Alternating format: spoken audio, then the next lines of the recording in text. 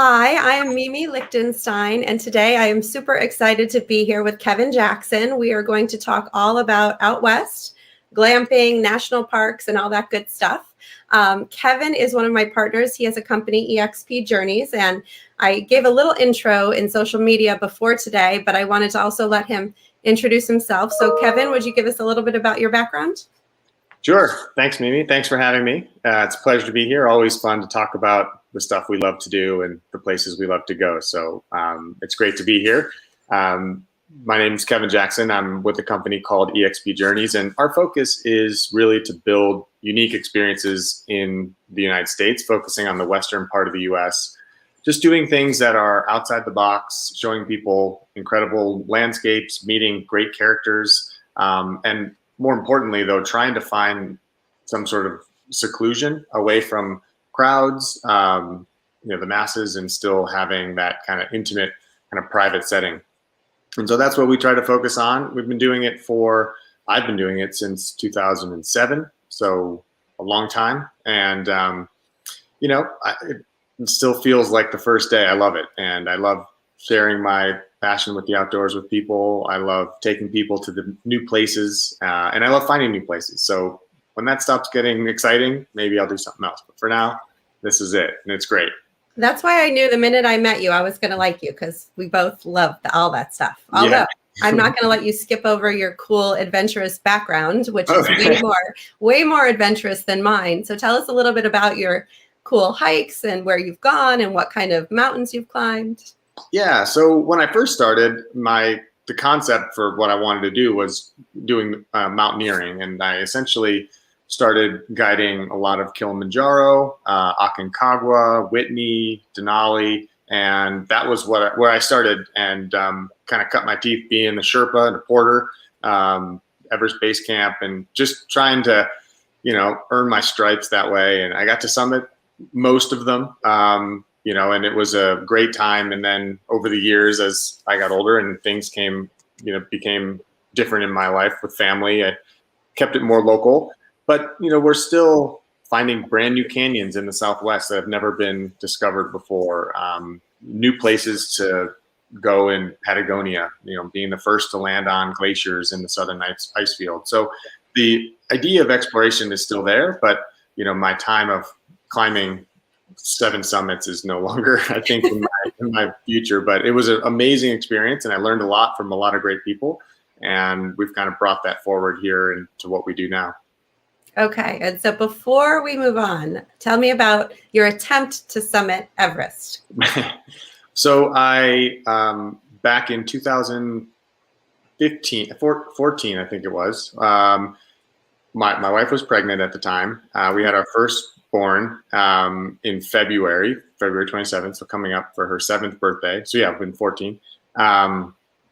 I had planned to climb Mount Everest, and I had started sleeping in a hypoxic tent the day we brought her home, which was didn't go over great, but I'd already had a plan. So I slept on the deck at what I thought was 16,000 feet, but really was sea level, and that helped me acclimatize. And I went with a good friend of mine, a Tanzanian gentleman named Aka Lindstrom, and another guy who I've worked with forever, who owns a company called Epic Private Journeys, Brad Horn. Yeah. And the 3 of us were set to climb Everest. And so we went out and we were feeling really good. Everything was going great. And then unfortunately and sadly, there was a big avalanche through the Khumbu Icefall that killed, I think it was 18 Sherpas. And so that year they essentially shut down the mountain. I remember it. Yeah. So it was really a, humbling experience to see that and to witness it. We did get to summit some peaks in the area, but unfortunately we didn't actually get to climb the mountain. We were set and ready, and then Brad has summited. Myself and Aka are still holding on, maybe and down the road, but I'm not sure if it's gonna happen. But I will say it was an incredible experience. The people, the scenery. I remember on an acclimatization hike, we were at 21,500 feet, which is pretty high by any mountain standards. And then you look out in the distance, and here's this mountain that's a mile higher that you're set to try to climb, and kind of puts things in perspective. when you're out there. Yeah, the Himalayas are something else. So I've amazing. never seen them, but I imagine for me, I think my highest expectation will be that I go see them, not that I go climb them. So. Well, everyone can go see them. There's lots of opportunities to just even go up to base camp from Kathmandu. You can take a helicopter for the day. Yeah. They have these really great options to go. But it just, yeah, the sheerness, the land, the waterfall, everything. It was just over the top. Amazing. So hopefully one day I'll get to go back. Okay, good. All right. Well, we're going to try and keep it local today. So we'll bring it back to the United States. Perfect. Maybe we can start by talking about, tell us a little bit about some of your favorite national parks out west. If you want to, obviously you could share pictures. I'm going to give you the ability to add them if you want. Is that I think there are 63 national parks. Is that right? Yeah, they just added the one Bears Ears. Yeah, I think they added one recently. Gosh, I should know. But they just added one more, so it might be 64 now. But I think the beauty of the national parks is it was an idea, right, that was set aside. Teddy Roosevelt and that era were really focused on protecting our land. And I think the idea of doing that has allowed everybody around the world to come and see the diversity and the beauty of the U.S. Today we'll kind of talk more about, I guess, the lower 48 national parks and some of the more iconic ones. But there's so many spectacular ones on the East Coast, Acadia down to the Everglades, and then across to, Rainier, to the Olympic Peninsula, down to Joshua Tree. And, so the whole country is covered in them, which is great. But I think from a interest level, we see most folks looking at kind of what we'll call the central corridor of Montana, Wyoming, Utah, Arizona, which has a vast amount of national parks. And, I think what's cool about the Southwest, I'll kind of start talking about those first. And can you see this photo of Bryce here? Yeah, gorgeous. Yeah. So the unique part about the Southwest is you're really looking at almost 2 billion years of geologic time in a not huge geographic area, right? So in about 5 hours of driving, you can see the top of the staircase, which here is Bryce, all the way to the Grand Canyon. And the difference is just totally out. You could be in a different state, different country. And so that's what I really like about the parks in the Southwest. And I think focusing on some of those and seeing the different formations and you have arches and canyonlands. So, a lot of it being a desert was shaped by water. So, 3 main elements that shaped it: water, rock, the type of rock that it is. And of course, we talked about just time. So, it's hard to conceptualize how much time it takes to form these, but hundreds and hundreds of millions of years just to see what we're seeing now. And it's still changing. I've been going to these places for a long time. I can't really say I've seen a lot of change. So not in our lifetime. Not in our lifetime. And so it's hard to really grab onto that. And that's really something that our guides try to explain over the course of a longer trip is, what we're seeing has taken, millions and millions of years to take shape, and sometimes billions of years, depending where we are. But as a result of this stratification, we'll call it, in the Southwest, we have a lot of exposed rock. And as a result of that, we have lots of dinosaur fossils. And so, all of these different places that we see are uncovering new species of dinosaur bones. And that's been really fun and exciting to go out with the local paleontologists to find, for example, we had a trip last June where I had the privilege to go and be with this family, and it was his 18th birthday. And all he really wanted to do was uncover dinosaur bones. He's just psyched on dinosaur bones. Like, how cool is that? He wants to go out and see that. And so we went out with a local paleontologist, and the paleontologist had found the site, but the son actually got to uncover the skull of the kind of a missing species between 2 periods of time. And so this skull is able to connect 2 species together. And we spent several hours very carefully uncovering this fossil. And it was just what a cool birthday present to have if you're into something, like to really do it for real. So that's what I really love about this area. There's always new things that we're getting to do and see. I think for me, I've always been a give the gift of an experience over a thing, because Yep. he doesn't need another, whatever, Nintendo Switch or, Right. basketball or whatever. Like, bring him to do cool stuff that he's never going to forget. Never. And dinosaur bone excavating is on my list of the fun things to do with your kids out west. So I agree with that one. Very cool. I mean, the pictures, you can look at pictures of out west landscapes all day long. Like, you never get tired of them, right? Because they're so gorgeous. Oh, good. So maybe we'll switch. I'm going to pull up quickly my list of favorite. Oh, I lost it. There it is. My list of kind of some ideas for the cool stuff to do if you're out west. Okay. And it doesn't even, touch on everything, but at least I thought I'd start with, if you're active, adventurous, obviously you could be busy all day long. If you just want to relax and chill and go for a beautiful hike and stunning scenery, you can do that. Mm-hmm. I mean, it's endless, with water, without water, helicopters, in the air, on the ground, in the water. It's just endless. So I don't know if you want to go through, some of your favorite types of adventures. Of course, I love via ferratas. Love to talk about via ferratas. So I think the cool part about all of those things you listed is that they're all doable in these areas, national park regions. Sometimes people come and say, I'd like to see the Grand Canyon, but what actually becomes the highlight is not the Grand Canyon. It is a via ferrata, or it's meeting a Native American who, can speak to the history of their culture and what they do on a regular basis and how they live their life. So I think that, to me, is what traveling to these places really unlocks, is those things that aren't at your top of mind, but everyone has heard of the Grand Canyon or has heard of Yellowstone. For me, glamping, so that's a big term these days. Glamp, everyone loves to glamp, get out there and rough it. Sounds so fun. But it is great, and there's the ranches, the Rock Creeks and Dunton, and there's lots of them that have really done a great job of kind of capturing that. And now recently, last July, Camp Sarika opened at Amangiri, and they've just done a really cool job of kind of bringing in that camp experience with a super high level of luxury, which is great.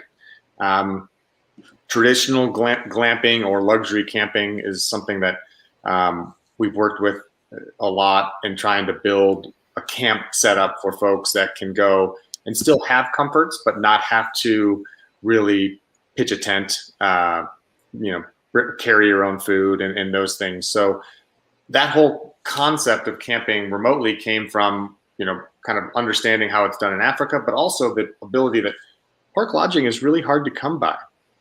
And so these camps are set up in places where there isn't really great lodging, or there isn't anything. And that's kind of the beauty. For me, camping was always to get away from everything, just to be by yourself with your family, with your friends, disconnect if you want, and just kind of relax and enjoy, and just be in nature. And if we can do that in some relative comfort, I think we've hit a home run. I think that's what I love about it. And so I think there's lots of glamping opportunities in the U.S. these days, which is really exciting.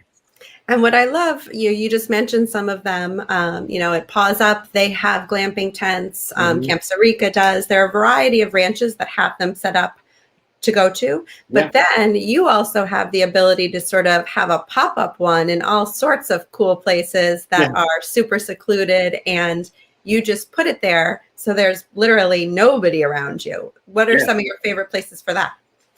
I love the North Rim of the Grand Canyon. I love the North Rim in kind of that late September, when the aspen trees are bright yellow, and the cottonwoods are turning yellow as well. It's just like an incredibly beautiful time, and hard to imagine you're in the Grand Canyon, but you're looking out over the rim, yet you're in this forest of just color. And every camp that I've ever been at in those settings, it's always just for you. Like you said, it's all leave no trace.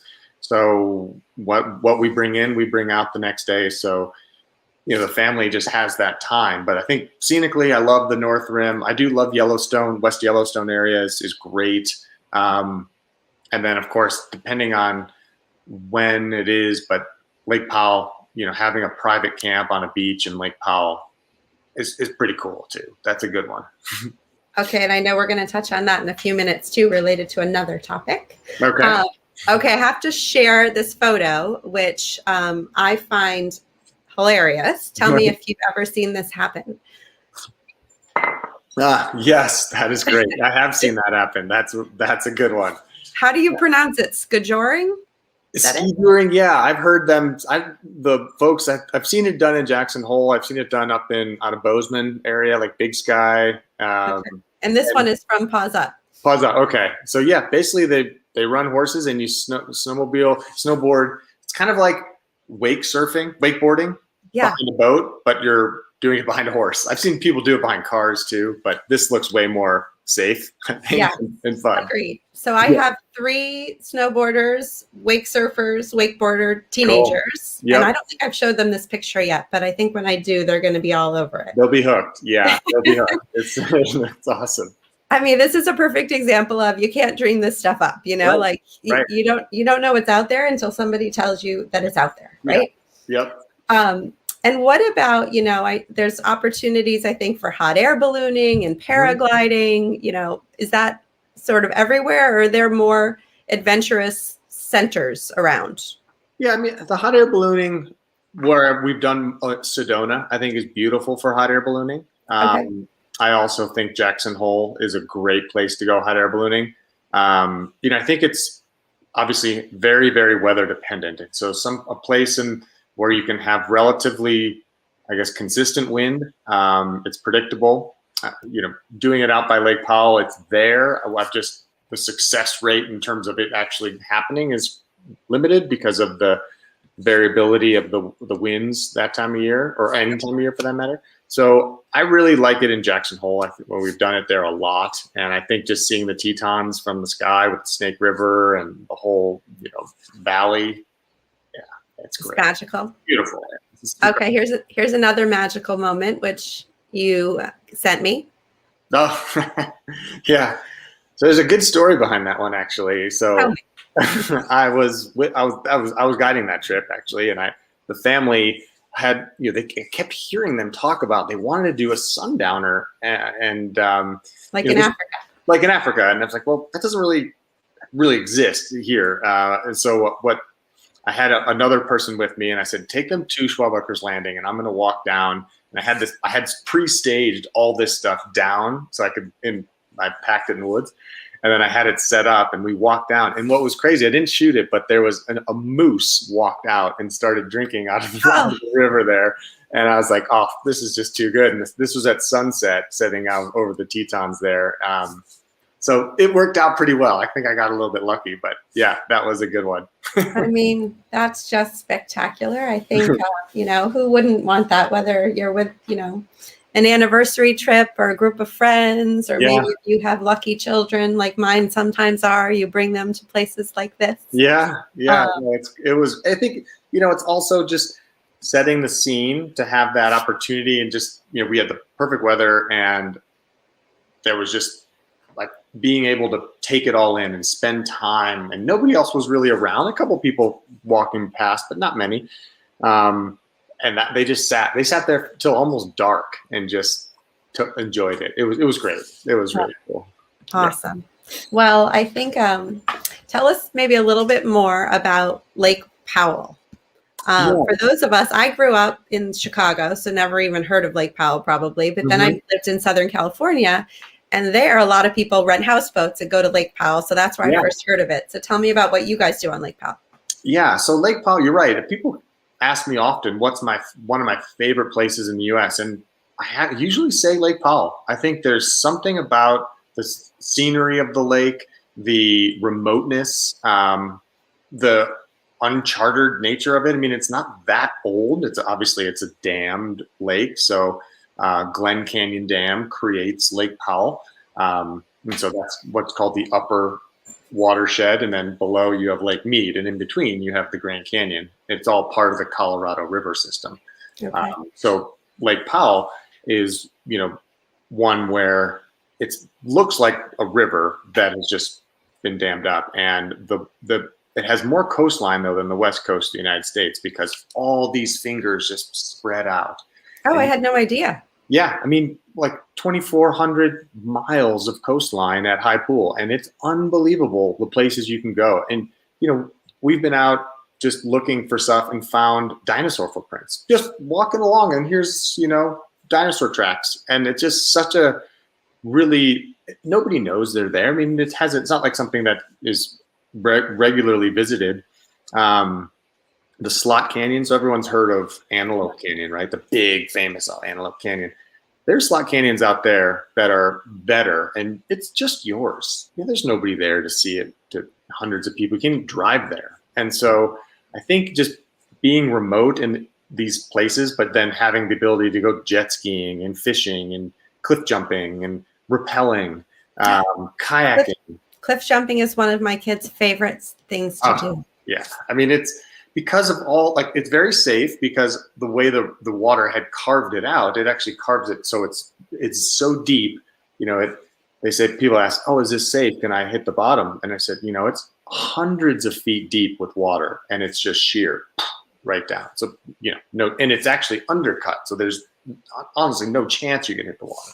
So I will say that that's a lot more comforting than a couple of years ago. We were in Menorca with some friends, and we rented a boat for the day and went to some places to go cliff jumping. And the guy was like, okay, see that rock over there? Jump the other way. Does give a lot of confidence about where. Yeah. But it's becoming more popular though. Like last year was probably the busiest I'd seen Lake Powell. I think because people were just getting out and it was available to take boats out to. But I can show you a photo of a houseboat that we like to work with, if you have a second. Would love it. So this is a picture of a houseboat that we work with. You can kind of see the boat cruising up to anchor. Okay, Kevin, this is so not what I pictured a houseboat to look like. I pictured it to look like, I don't know, 30 feet long, with a little skirt. This is definitely, as my children would say, a bougie houseboat. It is, and they're still not yachts, that you can get down in the Mediterranean or the Caribbean or any of those places, but it's comfortable. It offers, good amenities, spa, like a hot tub, nice rooms. I mean, they're big. And so there's plenty of kitchen space. I think this one has 7 bedrooms in it, 5 bathrooms. So and how does it work? Could you do it like for one day, or would you do it for a week or somewhere in between? I would say a minimum of 3 days, 2 nights would be minimum. And then max, it would be a week. Yeah. They really, because these boats are so big, they need a captain to drive them out and anchor them. Because they have, you have to properly put them into the water and steer them up the lake. Even though while we're saying the cliff jumping is safe, there is, as you can see in this photo, a lot of exposed rock that comes up over, as the water fluctuates. And the lake can fluctuate almost 60 to 80 feet a year, depending on snowmelt up in the mountains. So, the captains know the lake really well. And so for what we would do is stage the boat up lake with all the toys, fully stocked, jet skis and kayaks and paddle boards, and then use speedboats to get around the lake. So every day going to Rainbow Bridge or to do, the hikes and the slot canyons and the rappelling and all of that using the speedboat, because these boats go, 8 miles an hour, whereas speedboats, obviously you can go much, much faster. So you can cover a lot of territory. Well, a couple weeks ago, I talked with my colleague Lawson all about super yachts and, catamaran charters, which was so fun. But, same thing. You're on a big boat. You're not taking that out much. You have a little Zodiac or, a skiff of some kind, and you're zipping around on that, which is fun. Exactly. And I think a lot of folks ask, are we going to move the houseboat every day? And really, you don't. You keep the houseboat up lake, and then every day you go with the speedboat. Okay. Awesome. That looks so fun. And I love that it's one of your top places to go. Yeah. I wouldn't have guessed that. So I love it. All right. What about we talk a little bit about some of our favorite, ranches and places. Mhm. Dude ranches, I guess I would say, but some of them are very luxury dude ranches. Right. We touched on a couple before. And Yeah. actually, will you tell us, while you're telling us about some of your favorite ones, I'm going to get a picture of a new one that's coming out this summer. Okay. Yeah. So the ranch scene has been really popular. I think people going out there for a week at a time, getting away. It's great for kids, those that have kid offerings. I really like Brush Creek Ranch a lot out of Saratoga. I think they've done a fantastic job with their, they've kind of couple properties in the same area. I think it's a great place to visit there. Of course, Paws Up and Rock Creek are probably more known. Um, Lone Mountain Ranch is a really nice one, kind of just Mhm. south of Bozeman. I also am a big fan of Vermejo, which is down in New Mexico out of Raton. I Yeah. think, not necessarily considered one of the classic dude ranches, but I think the experience there, rivals it with the wildlife. I mean, it's a Ted Turner property, which means it has an incredible ecosystem already built in with the bison and, the bears and the elk. And so it's just a cool place to go visit. And so there's some new ones that are coming in as well that are, I think it's great. How many acres does Ted Turner own out there?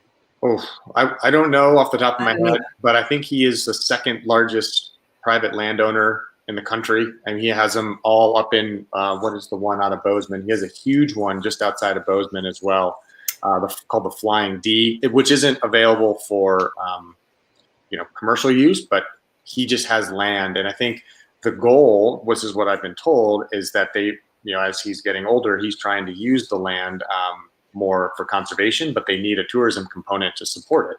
Mhm. So a gentleman named Jade McBride, who you might know, he's a good friend, been around. He's used to be the GM at Rock Creek, and then has been at Vermejo, and really has done a really great job of putting it on the map. And so I think you'll see more of Ted Turner's properties in the coming years. And I think when you look at the pictures, because I've not been to his properties, but I've seen the pictures, they're just magical. And there's places where you could go as a couple or as a family. And I think there's some buyouts that you can do. So for a lot of people who are thinking about multi-generational trips for this summer, I think doing a buyout at a place like that would be amazing. Amazing. And it's great. McGee Homestead at Brush Creek is kind of intimate enough for, I think it has 14 rooms. So, and even, Dutton Hot Springs, which not necessarily a ranch, but has kind of a private glamping zone called Dutton River Camp. So there are some really nice ones that can be taken over for multi-gen families. Yeah.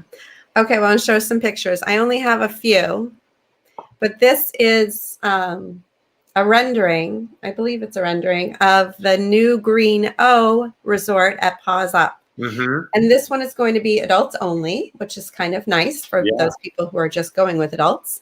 But you actually have the ability to go over to the Paws Up and do all the activities. They're very, they're next to each other, but then you get to retreat to, beautiful seclusion and, this gorgeous type of place.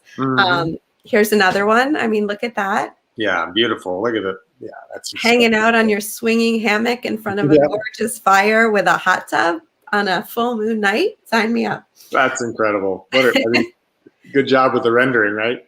Right. I know. I mean, you just can't, again, I could dream this stuff up. But they have, there was another picture. Oh, I know they had of a tomahawk steak. I don't have a copy of it, but it's a tomahawk steak, like a huge steak.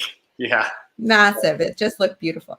But the Green O is going to be adults only, and then also Triple Creek Ranch is adults only. And the other thing I thought was interesting, when I looked during the pandemic, I did a deep dive on all sorts of ranches just to try and understand a little bit better, how are they different, how are they similar, who's the right kind of client to go to different ones. And I learned that Triple Creek, Lodge at Brush Creek, and Ranch at Rock Creek, and Dutton River Camp are all relay and chateaus. So that gives you an idea that you're not eating, hot dogs and hamburgers for dinner. That's for sure. Yes. No. Yeah. So your expectations of culinary and, whatever, whiskeys and all that good stuff should definitely be elevated. They're all there. Yep. Yeah. It's all there. All right. So what about, I love talking about over the top experiences. We touched on a couple already, but I know that you have something that you've done at Lake Powell before. You want to give us a little insight into that? Yeah, sure. So let me see if I can find a photo real quick of, and it's kind of a hard one to see. So I'll just put this picture up here. So this is, can you see that, Mimi? Yep. So there's a tower, like a butte that sits up. It's about 1,400 feet above the floor, and it's because of, I think, having been on top, you can tell there's a lot of volcanic rock on top, so it's kind of protected. The top layer of the butte has been protected, and so it's just this spire that rockets out of the out of the ground. And this particular event we had here was, you can only access it by helicopter. And it was a 50th birthday party. And we flew everybody up there and they had, chef prepared lunch overlooking the lake and just had this scene, which was unbelievable. And the beauty was nobody but one person in the group knew about it. And so we had actually floated the Colorado River, and we were, it was really nice. And then we finished the float, got on the helicopter, and we told everyone we're just going back to the resort. And then we kind of flew around, and you fly over and you see this setup there. And we had a Native American playing flute, which was really, kind of set the tone. Fantastic chef. And they just sat there and enjoyed this view of Lake Powell, which, is something that has never been done. It's just kind of a new thing. It was very cool. Very, very cool just to do. I think, for a lot of people, maybe you don't do this on your average family vacation, but when you have a big 50th birthday to celebrate, a 25th anniversary, or, you have an exit at your company, like there's reasons that you need to do things like this in life. Exactly. Right? Yes. And it's a memory, right? I remember sitting I was in the helicopter with the gal who was had turned 50 and the husband, and just the smile on her face when we landed, knowing that this was like her surprise. And then of course the husband looks over with this big grin giving me a thumbs up. He was pretty psyched. And it was just, like it all had come together. The weather was perfect, light winds, so it wasn't too hot. It was early May, and but the logistic of obviously getting all this stuff up there is also a bit of a process. So that was exciting to figure out on the fly. Because once it's up there, it's up there. It's hard to get, coal for a charcoal, grill if you don't have it, right? The only way to get it is to fly a helicopter somewhere to get it. Yeah. A little bit different than going, to the kitchen. And this is why I like working with you, because you're good at figuring all this stuff out. And if my memory serves me correctly, I feel like your master's in business was in like operations or something. It was actually, yes. That was a long time ago, but I still enjoy that. I still enjoy the okay, let's think about it, but then we also have to figure it out how to make it work. And that's a part of the fun for me too. Absolutely. For me, it's funny because I actually enjoy planning complicated trips much more so than something like super straightforward, because obviously what's the challenge in that? So right. Give me a good challenge. Exactly. And then what about, one thing I think I'm going to have a guest on in a few weeks is a big RV rockstar bus. I love the name Rockstar Bus. Bus, yeah. A Rockstar Bus. So do you ever see the Rockstar buses as you're out there? We do see them. I think it's a great way to travel for those who want to do so. We've done them up in Jackson Hole area, kind of Yellowstone and around. I think the trick with the RV is to find the right site, because a lot of times they're very busy now. So my parents actually RV. That's all they do is they travel around the country in their RV, and they've said they've never seen parks busier than they were last year, because everyone bought RVs last year and went out. And so I think finding a site that still, because I think people are using the RV to get away from people, right? It's the opportunity to get away, and a lot of times, I've scouted these RV sites to find a good place where there weren't people, and there's a lot that are busy. And so I think just setting the expectation to find the right site is very important, because yes, you're traveling in comfort and you can be in the RV and you have someone driving it to and fro. That's the best, right? You don't have to unpack. But I think just finding a site that offers the same level of comfort and privacy that you can have in the RV is good. But they're out there now, and they're a thing for sure. And I think when I actually end up renting one myself, I'm going to just blast U2 the whole time and sort of like pretend I'm on the bus with pretend you're a rock star. Yeah, exactly. Right? I mean, why not? Yeah, they're great, and they're so well done inside. I mean, they're right. They're like rock stars.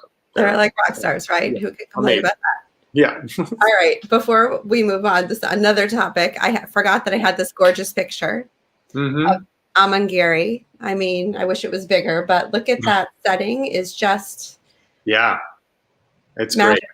I think I use the word magical a lot when I talk about out west, but like even imagine, on the tops of those buildings, looking out and watching the stars at nighttime, like I assume, I forget what it's called, but there's the black sky reserves or something. Is that what it's called when there's places? Dark sky.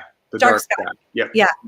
And so when you're out there, I mean, it's just dark all around you. And so all you see are stars and shooting stars and the constellations. The Milky Way, the best is taking someone that lives in a city and you take them and say, let's just go look at the sky. Like, we don't even need a telescope. Let's just look. Let's look at the Milky Way. Let's look at the constellations. And you can see them so clearly that it just, it just explodes, and you can just lay back and watch. And I think that's, this whole region is, dark sky, especially up in the Bryce area, Lake Powell, kind of this Vermilion Cliffs is really well situated for night sky viewing. And we do a lot of that at Amangiri. Awesome. One more I want to bring up before we move on to some of your favorite things is renting out the yurt at the lodge at Blue Sky. So you could actually go heli hiking, you could go heli fishing, and then at the end of the day, you can go to this yurt on the top of the mountain and you can have whiskey tasting or, a barbecue with really amazing food, or you can even rent it out and do yoga. That sounded amazing. So surprisingly, I'm actually going to be at Blue Sky today, to go visit the property, and I've known the GM and kind of the owner, Stuart, for a long, long time, and just to see them. And yes, I think they have done a phenomenal job of creating just exclusive, unique experiences out very close to a place like Salt Lake City or Park City. So your access is quite easy, and that's really hard to come by now when we talk about these kind of remote luxury places. They're not direct flight connections, really. So Blue Sky has done a great job of offering that. And yes, you can actually take a helicopter from the airport straight to the yurt and have this, so you don't even need, then your bags are already in your room. You don't even need to there's no check-in. It's just boom, you're right there. So I'm really excited to go and see it. I don't know if I'm going to be heli hiking, but I'll hopefully get to see the yurt, because it's really cool. And they actually have an incredible shooting, like clay shooting course, which I did back in May of 2020. It's really, really nice. And so, I think it's not on everybody's radar yet, but I definitely think they've done a great job of building it up and creating the experiences outside the property. Awesome. Okay. So next I want to just ask you about a few of your favorites. So we touched on before, but the drive, tell us a little bit about Moki Dugway.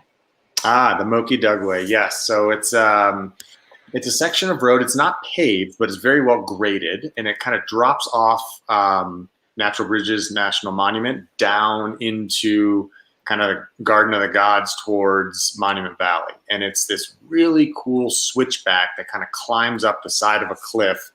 And that is a great way to access the other side of the Colorado River. We've done it coming from Dunton to Monument Valley. And so it's a beautiful drive. We've done a lot of it actually with kind of very I guess, vintage cars, Porsches, McLarens.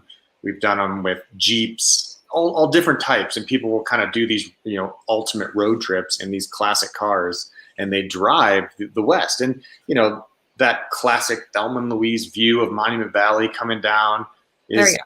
yeah. I mean, and so the cool part is at the top of this, we'll do a big lunch setup. So when you get there, you have this beautiful view looking out over Monument Valley, and you can see the mittens and you can see the totem pole. And the views are awesome. And the driving, it looks pretty rugged, but it's very well graded. It's very safe, and people just love driving it. So it's a highlight. I love it. In a Jeep with the top off, the music up.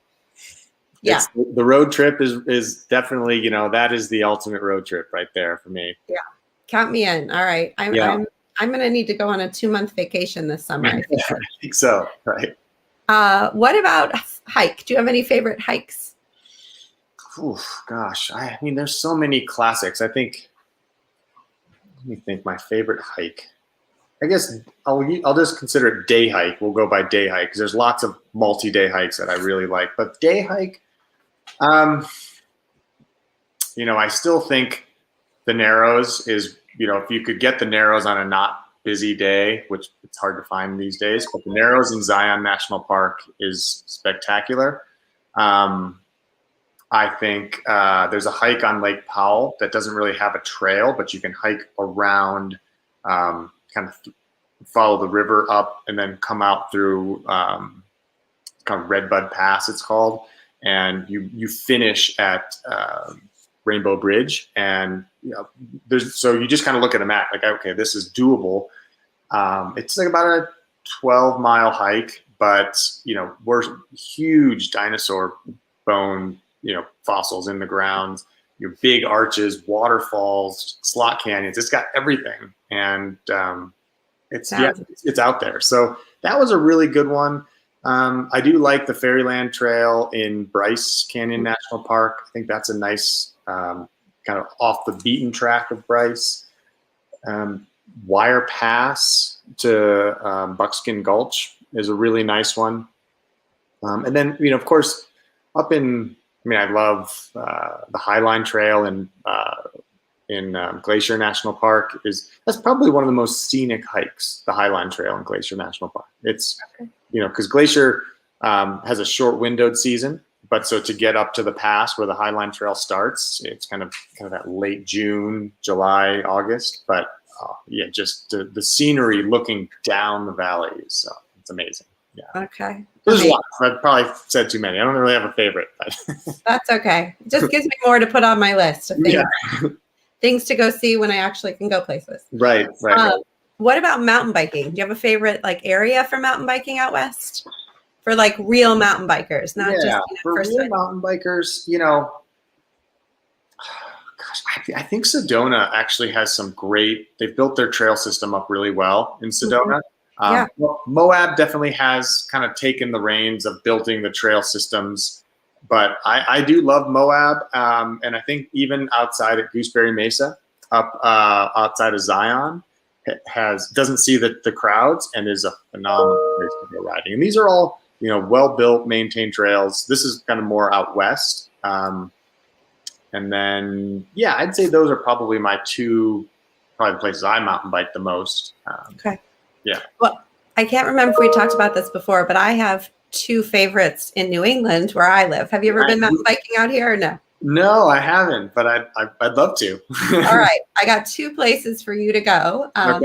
One is Kingdom Trails in Vermont. Okay. Amazing, magical. At the end of it, there's food trucks. There's an ice cream store. Awesome. You sit there at the tiki bar having cocktails, sitting next to the river, jump in the river if you're hot. Oh my gosh. Awesome. And then another one called The Greens, which is actually owned by a local resident who has, I don't know how many, 35,000 acres or something.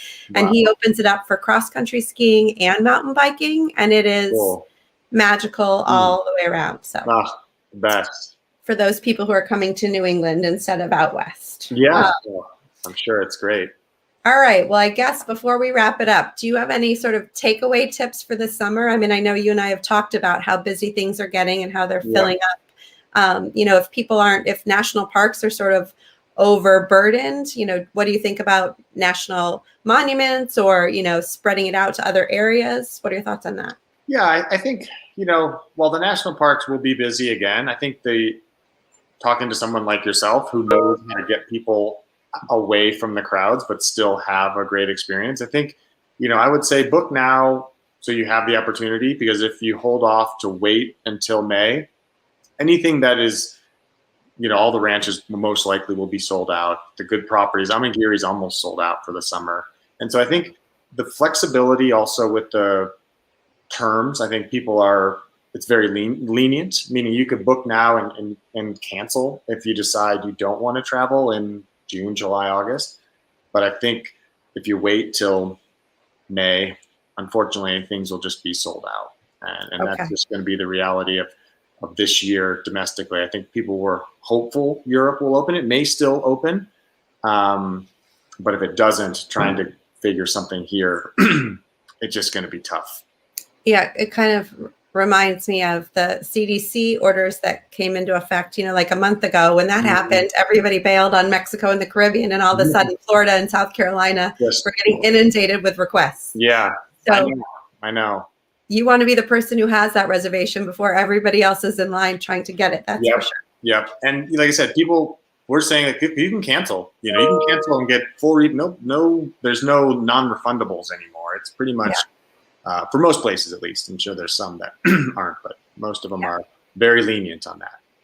All right. Well, thank you. I forgot to say at the beginning that you are so nice because you're up early while you're skiing with your family to come and join me today. So huge thank you to you for that. For sure. I wish you an amazing day of powdery snow and blue skies. Thank you. I really appreciate you coming on today. It was super fun. I could talk about this for, another 5 hours, but not today. Well, yeah. Thank you again. It's been a pleasure. Always great talking to you. And yeah, thanks so much for having me. Hopefully we've shared some knowledge with folks who can take it and think about going out west this summer. I think there will be quite a few. So, all right. Bye. Thanks, Kevin. Take care.